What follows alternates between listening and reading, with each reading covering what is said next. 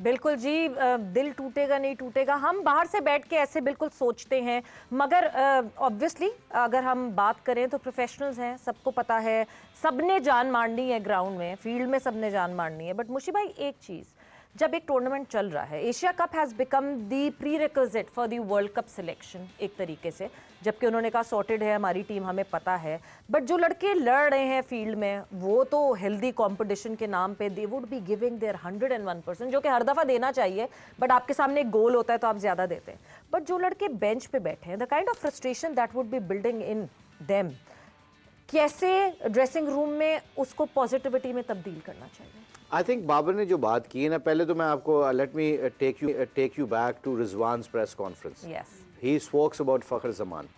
उसने फ़खर ज़मान के बारे में जो बात की थी वो बड़ी खुल के बात की थी। उसने काफ़ी, हम बहुत ज़्यादा डिस्कस कर रहे हैं फ़खर ज़मान से रन्स नहीं हो रहे, उसकी फॉर्म बुरी लगी हुई है। उसने क्या कहा कि ये टीम की सबसे बड़ी जो स्ट्रेंथ है ना, when they come out in a press, they don't care कि जी लोग क्या सोचते हैं। उसने, रिजवान ने कहा कि जी फ़खर ज़मान साहब की बल्ले पे बॉल लग रही है, वो उसका दिन आएगा तो वो रन्स कर देगा। तो अब जब ये अपने कुलीग्स के वाइस कैप्टन से या कप्तान से ऐसी बातें सुनते हैं तो कॉन्फिडेंस वैसे बिल्टअप हो जाता है। Now coming back to your question के जो बेंच स्ट्रेंथ है, वो बेंच पे जो मुशी भाई, कता कलामी की माफ़ी, मगर उन्होंने फिर उसके बाद अगले जुमले में ये भी कहा कि मैं भी अवेलेबल हूँ, मुझे जहाँ खिलाया जाएगा मैं वहाँ भी खेलूंगा। तो बातें तो दोनों हुई, अवेलेबिलिटी भी बता दी अपनी कि मुझे अगर ओपनर खिलाया जाएगा तो मैं खेल सकता। हाँ नहीं, रिजवान ने, उसका कहने का मतलब है कि अगर फ़खर बहुत ज़्यादा फेल होता है तो मैं तैयार हूँ। मतलब ये मतलब उनका कहने का मतलब है कि ये they come out in a press to back each other. अच्छा, जो आपने बेंच स्ट्रेंथ की बात की है, तो बेंच स्ट्रेंथ के ऊपर तो ये लड़कियों के ऊपर, मैं अगर बेंच पे बैठा हूँ और मुझे मौका नहीं मिल रहा और मैं वर्ल्ड कप के लिए कैंडिडेट हूँ और मुझे पता है कि मैं अच्छा हूँ, तो फिर मैं फ्रस्ट्रेटेड तो होऊंगा, क्यों नहीं होऊंगा, क्योंकि मैं फ्रस्ट्रेशन होएगी। पर this is the kind of, you know, when you play for your country, you know, like you have to stay patience and you have to live your best.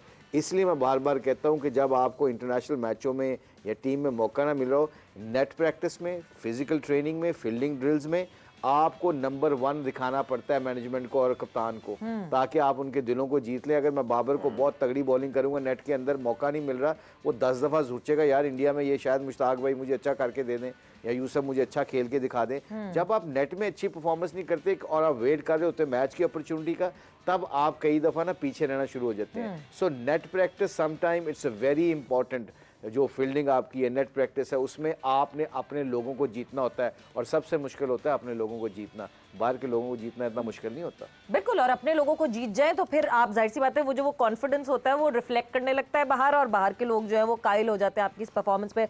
लाला, आपका क्या मानना है इस बारे में? क्योंकि जब डगआउट पे फ्रस्ट्रेटेड प्लेयर्स होते हैं तो बार बार जो एका की बात की जाती है, एका है, उस थोड़ा सा जरा जो है ना उस एका में, ऑब्वियसली फ्रस्ट्रेटेड होता है ना इंसान, तो सोच नहीं रहा होता कि क्या कर रहा है, फिर उसकी फ्रस्ट्रेशन में बहुत सारी चीजें ऐसी उसके मुंह से निकल जाती हैं, बहुत सारी बातें ऐसी हो जाती हैं जो वो एक्चुअली नहीं करना चाहता।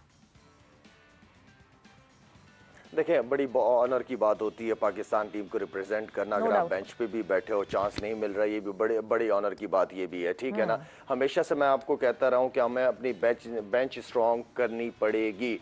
जिस दिन ये ना हो कि शाहीन नहीं खेल रहा हो, शाहीन नहीं खेल रहा क्या होगा, बाबर नहीं खेल रहा हो क्या होगा, नहीं, आपके बेंच पे इतनी स्ट्रेंथ होनी चाहिए कि कोई भी लड़का किसी को भी रिप्लेस कर सके, और जो खेल रहे हैं उनको ये पता है अगर हमने अच्छा परफॉर्म नहीं किया तो बेंच पे लड़का बैठा हुआ है, तैयार बैठा हुआ है। तो बेंच के जो लड़के हैं वो बिल्कुल तैयार होने चाहिए। दूसरी चीज ये कि जो बेंच के लड़कों को चांस नहीं मिलता, उसका बेस्ट क्या होता है, हम क्यों कहते हैं कि आप जैसे श्रीलंका में खेल रहे हैं, Bangladesh, Afghanistan, Zimbabwe, West Indies, इनके खिलाफ जब आप खेल रहे होते हैं तो फिर आप बेंच के लड़कों को ज्यादा से ज्यादा चांस देते हैं, अपने सीनियर्स को थोड़ा रेस्ट देते हैं, ताकि उनको भी तो चैलेंज हो, उनको भी तो पता चले कि वो इतने अरसे से टूर्स कर रहे हैं, वो उनका रिजल्ट क्या है। बाकी मुशी भाई ने बहुत इंपॉर्टेंट बात की है कि जो लड़के नहीं खेल रहे होते वो नंबर 1 बनने की कोशिश करे, बाबर के खिलाफ, रिजवान के खिलाफ अच्छे तगड़े स्पेल्स करे, ताकि रिजवान कहे बाबर को या कोच को कि यार बड़ी अच्छी बॉलिंग कर रहा है, बड़ी तगड़ी, या वो फील्डिंग बहुत अच्छी कर रहा है। तो आप अपने आप की इन्वॉल्वमेंट और आप अपने आप को शो इस तरह कराते हैं जब आप नहीं खेल रहे होते। तो ये बहुत अच्छी बात मुशी भाई ने की है, मैं एग्री करता हूँ इस बात से।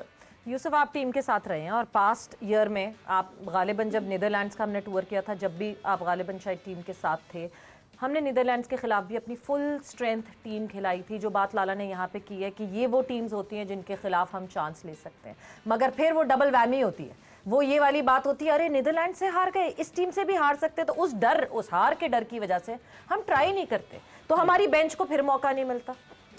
ये ऐसा क्वेश्चन आपको स्क्लैन से करना चाहिए या बाबर से। मेरे से नहीं बनता, क्योंकि मैं उसमें था ही नहीं। अच्छा, मैं सर, मेरी जिम्मेदारी बैट्समैन को देखना था, ठीक है, कोई इनपुट देना कि इसको खिलाएं या उसको, ये मेरी नहीं थी। ये तो उन दोनों का काम है, मैनेजमेंट का काम था। माइंडसेट और हारने का डर जो है टीम, ये तो देखिए, ये जो भी आप बात कर रही हैं, ये उससे हो सकती है जिसके पास कोई पावर हो, कोई ऐसी चीज़ हो, ये वो बता सकते हैं। हाँ, जब मैं खेल रहा होता तो उस वक्त मेरे से क्वेश्चन करते हैं। आप अपनी राय बता दें। कोई नहीं, मेरी राय क्या हो सकती है, लेकिन ये बिल्कुल बात शाहिद ने भी की, वही कैप्टन रहा है। मुशी भाई माशाल्लाह इतने अरसे से बहुत सी टीमों के साथ रह रहे हैं, कोचिंग कर रहे हैं और जीत रही है इनकी टीम। इन लोगों ने जो बात की बिल्कुल ठीक की है कि आपको मौका दे देना चाहिए ऐसी टीमों के खिलाफ। और जो मुशी भाई वाली बात है वो भी बड़ी सॉलिड बात है, क्योंकि हम लोग जब टीम में आए थे तो हम देख रहे थे इतने बड़े बड़े प्लेयर, हम कैसे टीम में रहेंगे। बिल्कुल, बिल्कुल। तो उसके लिए हम कोशिश करते थे कि हम इतना अच्छा करें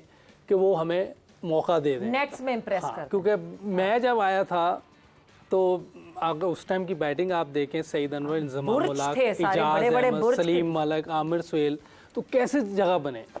तो उसमें मैंने कोशिश की कि मैं अपनी बैटिंग या जो फील्डिंग मेरी दरमियानी सी थी, इतनी अच्छी नहीं थी। तो मेरी कोशिश होती थी कि मैं बैटिंग में इतना अच्छा करूं, अंदर नेट में इतना अच्छा करूं कि अगर इनकी नज़र में आए और मौका मिले तो मैं इसको अवेल करूं। तो अल्लाह ने वैसे ही किया। और ये बात बिल्कुल 100% ये है कि जो लड़के बाज बैठे हुए हैं बेंच पे, उन्हें ऐसे ही करना चाहिए। ये बहुत बड़ा मौका है इन सब के लिए कि जो बाहर बैठे हैं, अपनी प्रैक्टिस, अपनी जो पर्पस बेस्ड प्रैक्टिस, ये बहुत ज़रूरी है। पर्पस बेस्ड, कि आपने क्या इम्पोर्टेंट है कि आप सिर्फ ऐसी बगैर किसी डायरेक्शन के मेहनत ना करते रहे। You should have a direction and purpose based training and purpose based practice. लाला, वक्त एक ब्रेक का हुआ है, अभी हम ब्रेक पे जाएंगे लाला।